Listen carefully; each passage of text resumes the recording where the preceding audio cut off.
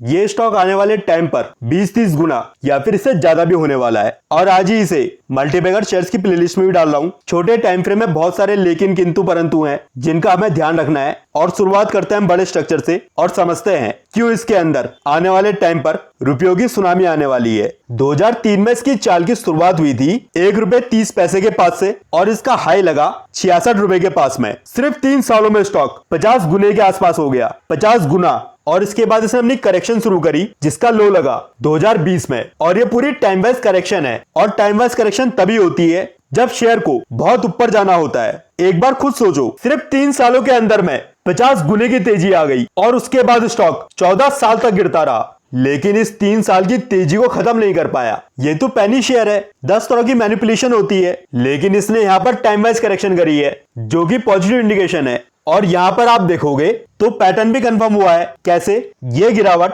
2016 से 2020 की है और प्राइस ने लो लगाने में टोटल 44 मंथली कैंडल बनाई है और वहीं 2016 का हाई ब्रेक होने में टोटल 43 कैंडल बनी है। कम टाइम में हाई ब्रेक हुआ है तो पहली कंफर्मेशन हमको यहाँ पर मिली है। 2020 से ऊपर का खेल चालू हो गया है और फाइनल कंफर्मेशन आ जाएगी जैसे ही 2006 का हाई ब्रेक होगा और ये अपने नेक्स्ट बिजनेस साइकिल में एंटर कर जाएगा। 2003 से लेकर 2020 तक ये इसकी पहली बिजनेस साइकिल है और अब इसका नया फेज या तो शुरू हो गया है या फिर होने वाला है। और जो खेल हमने 2003 से 2006 के बीच में देखा था उससे भी बड़ा खेल आने वाले टाइम पर हमको दिख सकता है। पहला इंडिकेशन तो टाइम वाइज करेक्शन ने दिया है जो बता रही है आगे की चाल बड़ी होने वाली है और किसी भी टाइम फ्रेम के अंदर जो प्राइस का थर्ड फेज होता है वो सबसे बड़ा होता है और ये इसके थर्ड फेज की शुरुआत है। 2020 के लो से स्टॉक 6-7 गुना हो गया है, लेकिन बड़े टाइम फ्रेम के अकॉर्डिंग इसमें खेल अभी शुरू भी नहीं हुआ है। जब ये निकलेगा ऊपर आधी तूफान बवंडर सब ले आएगा, लेकिन स्मॉलर टाइम फ्रेम में इसका प्राइस बिहेवियर इंकरेजिंग नहीं है। और बहुत इंपॉर्टेंट लेवल हमारा आने वाला है 2006 का हाई,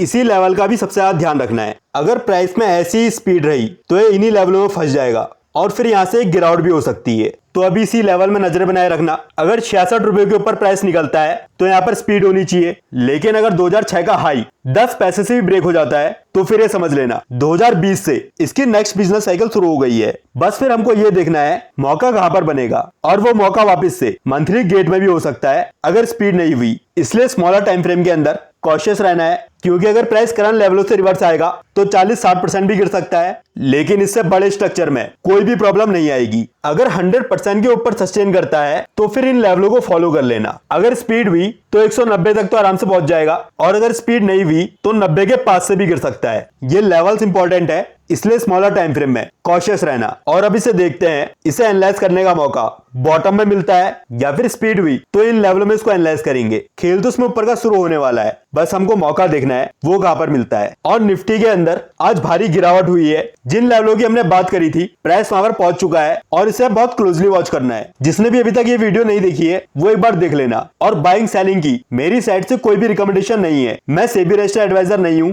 यहाँ पर सिर्फ मैं अपनी स्टडी शेयर कर रहा हूं। तो कोई भी फैसला लेने से पहले एक बार सोच विचार जरूर कर लेना।